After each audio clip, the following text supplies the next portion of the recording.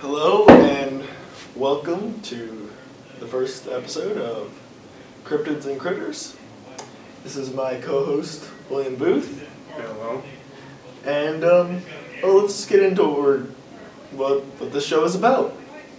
So this show is about cryptozoology and cryptids, along with we may do some in biology and paleontology from time to time, but mostly, again, our focus is creatures that may not exist or creatures of legend that have been more modern sightings. So basically like Mothman and Bigfoot, or the Yeti, or Wendigo and stuff like that, and so forth. And so with this, we will look at the evidence and going over the evidence and compiling all these things that we know about said creatures will determine, in our opinions, if there's a possibility of it existing or if it is false. Now, if it's a complete hoax and we know it's a complete hoax, we will define that towards the end after that segment, but that is another case in point. So, William, Yeah. what do you know about cryptids? I want you to tell me what you know about cryptids. Cryptids are usually not something that usually don't invoke or how race and stuff. So it'd be more of sightings, you say. Like how the people say they see Bigfoots in the woods walking by, and they say how they left foot tracks. And how Wendigo leaves bones everywhere. So basically cryptids are not something that is basically written down in history or very much known. So, what are some of the cryptids that you know of? Cryptids such as, it'd be Bigfoot, Blackwood's Monster, Wendigo, Mothman, and a few others, but Those are big American. yes. So, in all, what cryptozoology is the study of creatures that may or may not exist. And I know I've stated that point before, but it is very integral to this show. Again, there are cryptids that a lot of people don't know, and there are a lot of very interesting ones. And we are here to bring it out into light for people to know. Yes. And of course, we'll go over the more famous ones, such as Bigfoot, such as Nessie, such as the Jersey Devil. Yes. So, we're going to cover a whole wider spectrum of cryptids, not just the most famous ones, not just the obscure ones. Because all of them are cool in their own right, even if they're not real. So, what do you want to know about cryptozoology itself? Well, people would probably want to know how you would probably identify cryptid from folklore, most likely. So, folklore compared to cryptid, that is very much like myth compared to a first-hand sighting, or a video, or a picture. And that's how I kind of define cryptids. A modern age, almost folklore or legend, with video evidence or, let's say, a picture. The famous, I think it's Bluff Creek Bigfoot picture is one of them. Yes. And it's very, like, you'll know when you see it, because honestly I think everyone's almost seen it. And, like, that's what I define, that's what you kind of used to define a cryptid, because, well, it's not a myth or legend that's been passed down from generation to generation. It's like comparing, say, again, I'm going to use Bigfoot to a dragon. A dragon is mythology, it's folklore. They're found in mythologies all around the world in different forms for different reasons, and usually have some astronomical power, and usually represent something, while Bigfoot doesn't have a lot of that. Yes, there are other ape species like him, or ape sightings of creatures, ape-like creatures, and all around the world. Australia has a few, the Himalayas with the Yeti. They're all over the Americas. But it's like, it's, again, concentrated if you look at it. Very concentrated. It's not all over the world, such as with dragons, you had them in every continent humans inhabited in whatever form. And again, Bigfoot is not like dragons. It's not in mythologies. They don't represent something. There's usually photos of them or videos of them. Yes, there are some fakes, and there are some easy ones you can tell are fakes. But then there's some really convincing evidence for it. And it's like, you could call Bigfoot a legend or a myth, but if you look at it, he really kind of doesn't qualify for it. And that's what cryptids technically are. Yes, there are a few that tread that line, and I will go over a few of them. I think there's one from Sub-Saharan Africa? Yeah, it's the Sahara of Africa that does breathe fire. I'll get into that one. But basically, how I define a cryptid is it's a modern myth. Yes. Another way would probably mean they are more animalistic, I would say. Yeah, they have more believable traits. Yes, they're not just hoarding gold in a cave and killing knights that just randomly come to them. They're more of going based off instinct. Yes, and that is another convincing point, and I will get into this more in the Bigfoot episode with behavior and why you couldn't find an 8-foot, 10-foot tall ape walking around. Yes.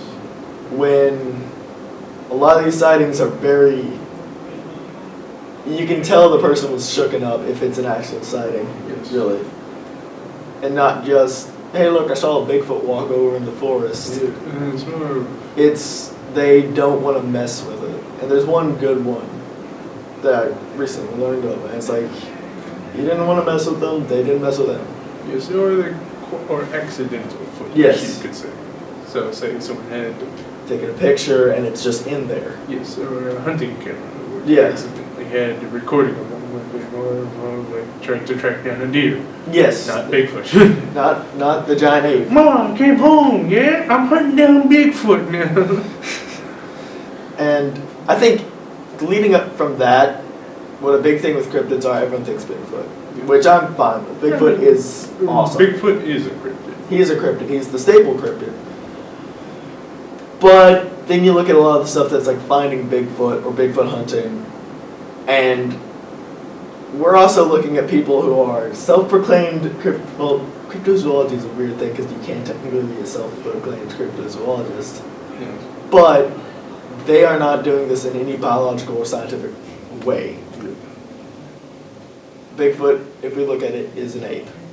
If we wanted to go genotypical, if we wanted to look at this, if we wanted to theorize on this, its probably closest relative is an orangutan. Yeah. Because that's, I think, the consensus. Like, if an ape were to get from the old world to the new world, orangutans were the closest because they're in Asia. So, or Gigantopithecus, that's another big one that they're thinking. So, if we look at it like that, they're very hard to find. And the reasons why people are like, well, you can find apes because everyone knows where to look for them. You know where to go. There's people taking you on tours. There's like reserves for these apes. You have an ape that you don't know where it is, and it's said to be as intelligent as a human. It probably does not want to be found. Yes. And then you look at Canada, which is mostly forest, very little urbanization. So you put two and two together, there's a good chance that they exist, and even there's a good chance they exist in the USA because, again, there's a lot of forested areas, and they're very intelligent. And yes, there are going to be times where humans cross paths with them. And there's video evidence and sightings and photos that are convincing and are not just a guy in a suit.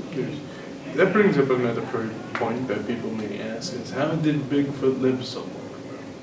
It's a species. Let's get, if it's real, it's a species. Yes.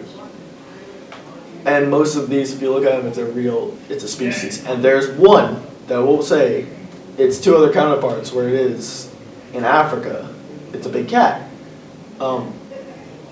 its two other counterparts are very much more mythical and legend-like, although one of them has a trait that is very rarely seen in any cryptid, but to have a genetic variant. I think, if I can remember correctly, it's the Anneti tiger. People have described it to also be able to come in a melanistic coat. That is not something normal for most cryptids. You don't hear of an albino Bigfoot. Yeah. Which kind of would make sense because apes are a little weird with that. Yeah. But, again, it does add to the point of maybe some cryptids are a lot more real than you think. And you gotta think with some of these more modern animal ones, like felines or apes, when either one of those species do not want to be found, they won't be found. People have gone hunting for, say, cougars and not found said animal, not found their big Tom out there living in the mountains because he doesn't want to be found. I mean, have you seen us humans? Yeah, Who wants to be found, be put in a zoo or hung up on a wall? that is a good point. And yes, hunting would probably occur. But again, there's even evidence, so Bigfoot is not a modern thing. Well, when I say modern, he's not super old, really, but he's not young. He's not a new cryptid.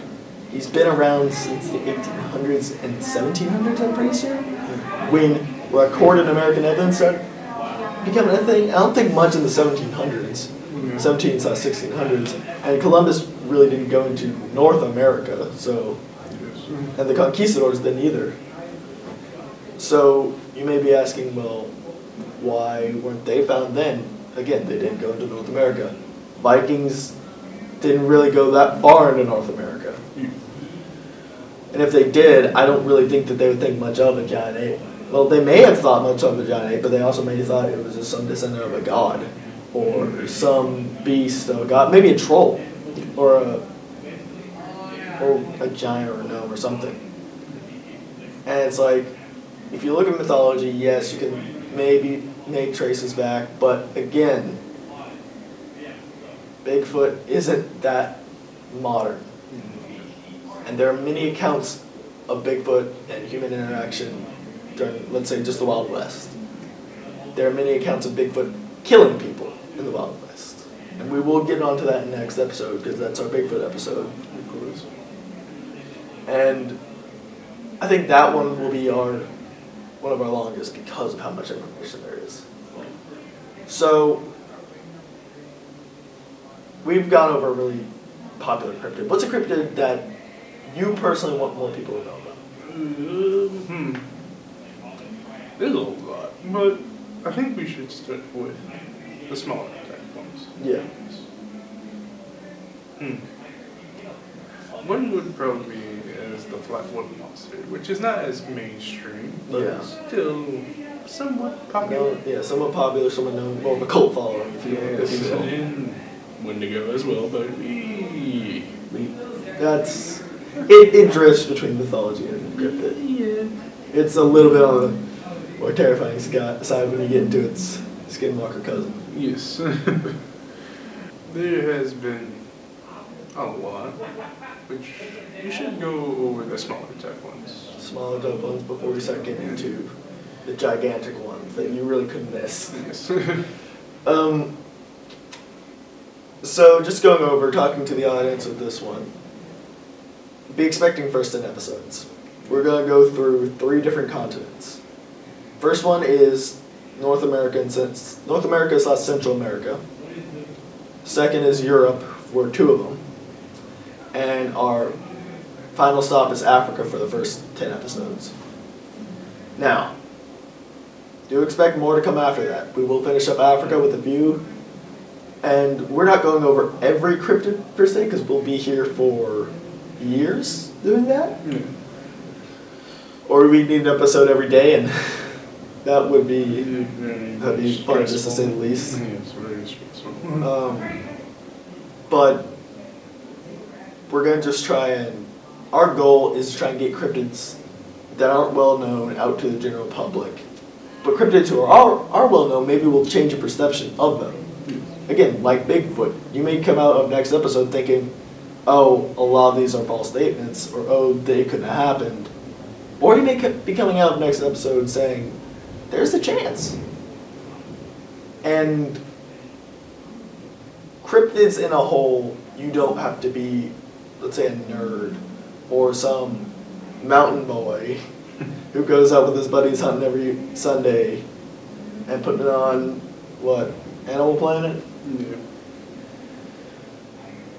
So, in all, you don't really have to be a nerd, you don't really have to be big into cryptids to like them. Because, again, it's interesting. It holds a mystery that humans as a whole enjoy. Yes. The unknown. And you can see that multiple times in history.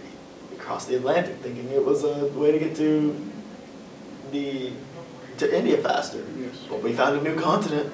We explored it. Well, 2 new continents, mind you. Yes. And I think with the more modern we get, cryptids will change, and they will change over time with perception. But if there's a real animal, you'll see either the animal does change its behavior slightly. Again, with Bigfoot, you don't hear of that anymore. You don't hear of a Bigfoot attacking somebody. And when you do, you can tell it's a hoax. But when it's not, and you can tell, hey, this might be an actual animal by the way it walks, by the biomechanical side of it, it really adds to the point of, are these creatures evolving with us and making it to where they don't want to be found? Because if a lot of them are as smart as they are, As like say they would try to hide. Or if they do know they're being recorded, they would try to act fake. I mean, yeah, there is that possibility. And again, this is not some tinfoil hat podcast. No. A lot of these, we can tell they're hoax. My favorite cryptid is a hoax. And we'll get into that in episode 10. But then again, you gotta look at a lot of evidence for some of the other ones. And there's some that you could actually pin down as maybe not a new species, but they're not exactly not real. And that's, again, one of the European episodes we'll go over, one of the biggest ones of that. And there is a bit of a merit with cryptids. They're not real, right? Everyone thinks they're not real. Everyone thinks that a lot of them are false.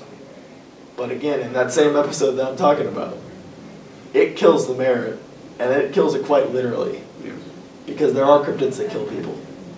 I did say Bigfoot has killed people, but there's not many counts of that anymore. No. But I think it's the blue holes in a lot of Central and South America, in the Caribbean islands, I'm pretty sure there's a cryptid. Well, they call it a cryptid because it may or may not exist, yet it's killed people. I think the consensus is it is a octopus species that is large enough to drag a man down. And if you look at how a lot of these deaths happen, it very much resembles how it would go down. I'll just kind of go ahead and say the one that I'm talking about for Europe that we're going to cover later. The beast of Gévaudan terrorized the French countryside for, I don't remember the exact amount of years, but terrorized the French countryside in 1700. So there are cryptids that we know existed.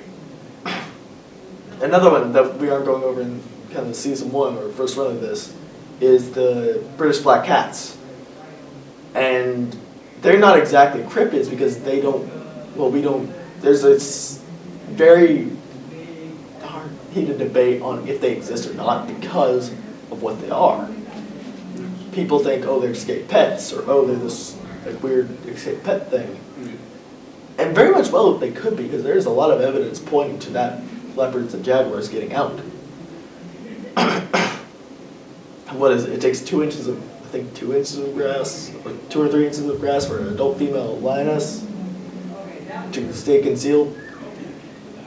And then we're applying that to a smaller big cat who is built for hunting hominids. if we're looking at leopards, of course, I think that possibly they do exist. And, well, okay, let's define something. What is a hoax and what is not a hoax? How can you tell? Okay, hoax, I'm just going to go off the basic, very, very basic definition and, well, how you can really tell. It's false. It's like, it's fake. It's fabricated. That's really more of the definition of what a hoax is. But again, how you can tell is there's not, if it's, let's say, a dinosaur, because that's very much the easiest one to really go off this with. It is an outdated reconstruction because we will never really truly know what they look like. I mean, they could have had hair for all we know. For all we know, they could have had anything. Yes. They really could have had anything. So having an outdated reconstruction that say, I saw this, when the science says something else, and there's no real feasible way it could have evolved. And then people, yes, you'll try and make the argument it's an evolved reptile, or evolved lizard. But then again, when your first one is a photoshopped statue onto a carcass, Yeah. it's not very compelling. Although it does make for a really cool cryptid. And doing cover out, like, what do you think, how you can tell if it's almost real or not? Right? I would say that another way is they're always changing, I guess. Since let's go back to Bigfoot. Bigfoot could be a species since they consider they live so long. You could probably tell if someone had a very clear footage of Bigfoot, and it looks like it's a suit, a man in a suit. It's not real. It's not real, but the thing is, they're always changing the same. Yeah. Because And- they will never really have the same exact facial features. Yes, because it's, again, if it's different members of the same species, no one's exactly alike. We're members of the same species, and we're not. We don't look alike. Yes. And let me just go off with this with telling you if it's real or not. There's a clear divide. Look at the Bluff Creek photo of a Bigfoot. Very much like an ape. Kind of thicker fur, but again, it's standing and it's clearly got a wide gait. Yes, very human-like, but again, that's kind of earlier Bigfoot. Yes. That is possibly it's mimicking. And then you look at, let's take for example, I forget the name of the movie, but it's like the really shaggy Bigfoot with a really almost monstrified humanoid face. Yeah. That's not, that you can tell that's a hoax. And personally, I don't like the rap it gives, because that's the mainstream. Yes. It's not the Bluff Creek sighting. It's not there's another one that was off like a private land showing a few instances of these animals. And they're not walking on their hind legs, they're walking on all fours, and they've got a very ape-like stride. Yes. And like you compare that to a lot of the other Bigfoot things where it's just some dude trying to recreate Bluff Creek. Yeah. And you can tell he's trying to recreate it. It's like, I think it gives a bad moniker to the name. So, in all, that's really what I think would tell you the difference between a hoax and not. Yes. So I do have a question for you. So, if, like, say you were to come across a cryptid, people might ask, how would you go about, say you had a camera or say you had something, how would you go about recording it or trying to get evidence to prove it? That would be a very interesting thing, because it is depending on people's reactions and if they're calm-minded or not. Some people might just like run for it because they know what this thing can do to them. Or they can inference that. Or they might try to hide in a bush or hide behind a tree and be very shakily doing it as well. Or if you're a calm-minded person, keep your distance. You keep your distance, you know. That's probably why a lot of deaths actually happen. Yes. Because they want to get close and they want to try and get in the best of detail. But Get really close to something that is supposedly nearly 10 feet tall. Yes. And not liking humans. And probably kill you in a heartbeat if it so saw you. Or if you got close and cornered. Yeah. Like, you're putting yourself in a very dangerous situation there. Like I said. Hey, if we go off basic ape behavior, you are intruding in its territory. Like basically like what I said before, any cryptid is animalistic, and an animal is at its most dangerous when it's cornered. Yes. And we're not discouraging you from maybe going out there every time trying to cryptid. I'd also be very safe while doing this. Please do. Please. And not just saying there's cryptids out there, there's also dangers with the world we know. Yes, like Yeah. cats and stuff, so. A lot of venomous snakes, Yes. a lot of things Insects. you don't want to touch, Yes. like a lot of mushrooms, Yes. plants, Don't do shrooms, no.